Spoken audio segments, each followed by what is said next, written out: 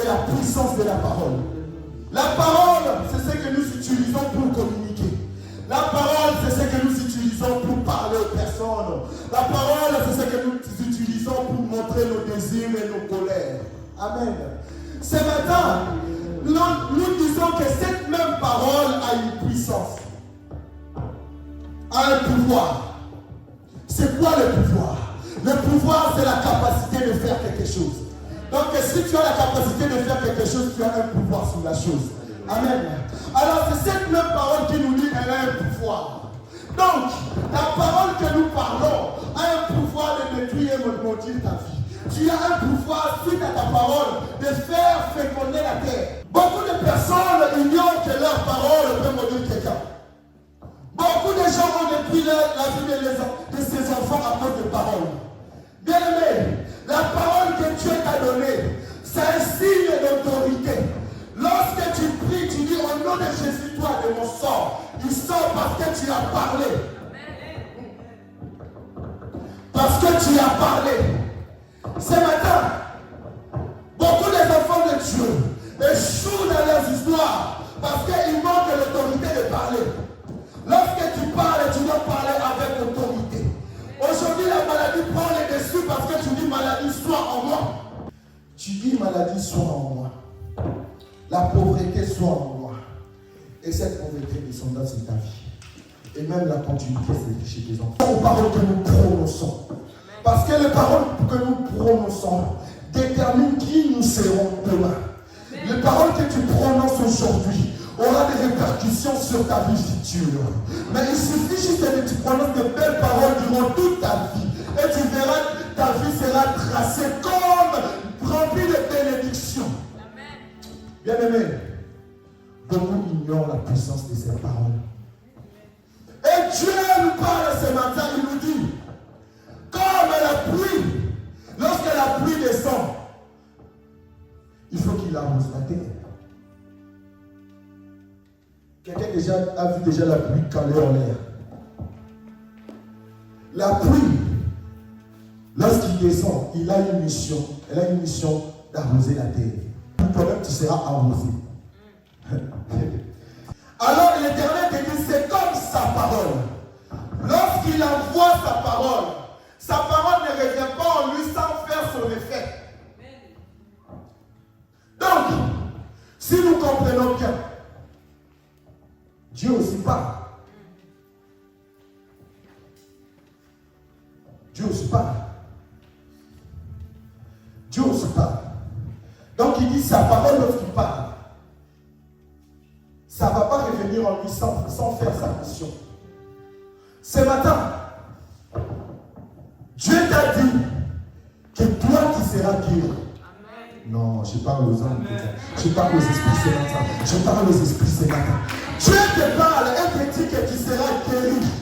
Dieu te parle et te dit que tu n'auras pas d'échec. Dieu te parle et te dit... Beaucoup ne croient pas à ce qu'on leur dit. C'est pour cela que les paroles que nous disons sont en l'air.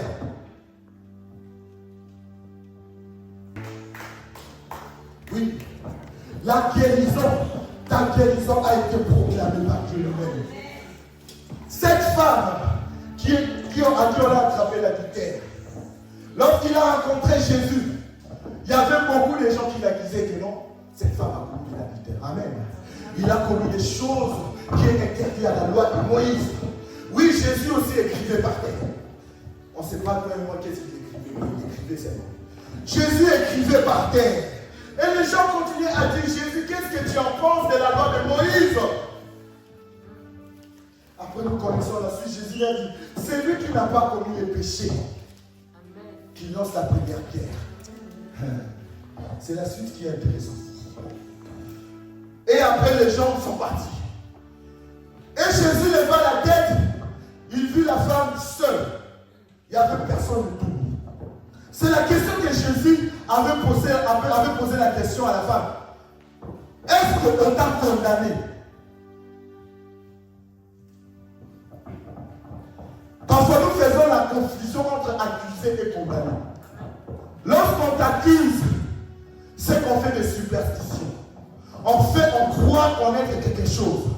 On croit connaître quelque chose sur ta vie. Mais lorsqu'on te condamne, on t'a déjà établi une situation que tu vas traverser au futur. Mais Jésus posait la question à la femme. Est-ce que les gens ne t'ont condamné? Lorsque les gens ne t'ont pas condamné, Jésus ne te condamnera pas. Jésus ne te condamnera pas. Jésus ne te condamnera pas. Laisse les gens t'accuser. Le monde t'accusera. Lorsque tu sers Dieu, le monde te dira que tu fais la magie. Lorsque tu délivres quelqu'un, les autres diront que non, ils servent les éboulis. Mais lorsque tu as Dieu en toi, tant que Dieu ne t'a pas condamné, tu dis moi je m'en fous, je continue. Tant que Dieu ne t'a pas condamné, tu dis moi je m'en fous, je continue. Et ce matin, qui t'a condamné? Qui t'a dit que tu dois pas servir Dieu? Qui t'a dit que ta vie est échec? Qui t'a dit que tu ne seras jamais? Qui t'a dit que ta maladie durera toujours?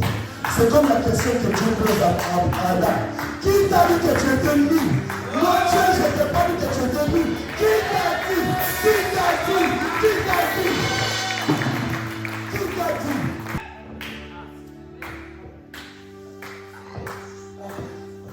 C'est ça. À cause des futilités, tu rates la main de Dieu. C'est ce qu'on t'a dit. Oui. Beaucoup de gens s'arrêtent, on m'a dit ceci. Dieu a proclamé. Il a dit, il a dit, j'ai été choisi parmi tant d'autres personnes. J'ai été établi dans un ministère quelconque. J'ai été établi. Tu seras la sentinelle, tu seras le guerrier de la famille. Mais qui vient te dire que non, tu n'es pas capable de le faire? Tandis que Dieu t'a dit que tu es capable de le faire. Si Dieu est pour moi, qui sera contre moi? Si Dieu est pour moi, qui sera contre moi? Voilà des paroles à dire aux personnes qui te parlent. À la voix là qui te parle tout le temps. Toi là, les gens qui te parlent leur raison, hein, tu ne vaux rien du tout. Oui, beaucoup de gens entendent ainsi. Quand ils sont devant là-bas, la voix leur dit que non, les gens regardent tes péchés, ils savent ce que tu as fait. Donc tu ne peux pas te mettre devant les gens et chanter, exhorter, prier. Tu ne peux pas faire. La voix te dit que non, les gens connaissent ta vie en entièreté. Pourquoi tu te mets devant les gens? Mais aujourd'hui, laisse-moi te dire, Jésus ne t'a pas condamné. Il te dit, viens et rentre dans son ministère. Et surtout, la jeunesse. Nous attendons beaucoup de choses. Nous attendons beaucoup de choses de la part de nos amis, de nos collègues, ainsi de suite. Nous attendons nos collègues nous accuser l'ensemble, accuser ta vie spirituelle, ta vie de prière, t'accuse que toi tu lui traites méchamment. Lorsque tu dis la vérité, Dieu est en train d'acclamer. Ils n'ont pas compris. Lorsque tu es en train de parler, la seule chose que Dieu te dit de marcher dans la vérité et en esprit. Lorsque tu marches dans les deux choses, tu verras que ta vie, il y aura des accusateurs. Sachez une chose, chacun de nous a quelque chose qui lui tient à cœur. Donc il ne peut pas en débarrasser. Mais la chose que tu dois faire, c'est venir vers Jésus. Déposer tes fardeaux. La puissance de notre parole que nous prononçons, si nous nous condamnons nous-mêmes, comment tu veux recevoir de la rédemption chez Dieu? Si toi-même, lorsque Dieu te dit, tu es libre, tu dis non, moi je suis emprisonné.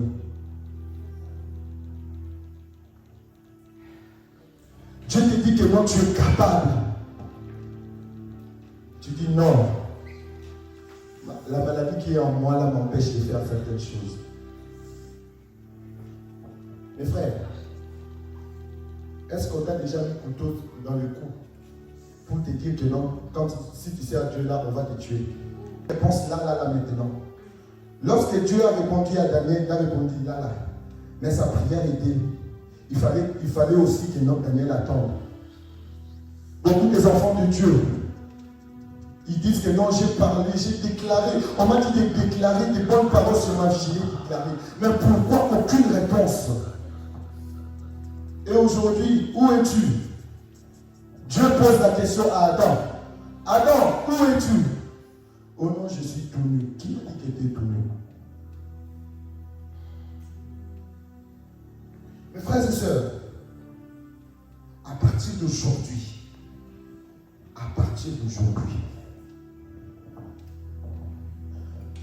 pour la situation de ta vie, pour la situation de ta famille, pour la situation que tu passes actuellement, des difficultés dans ta vie, dis aujourd'hui c'est fini.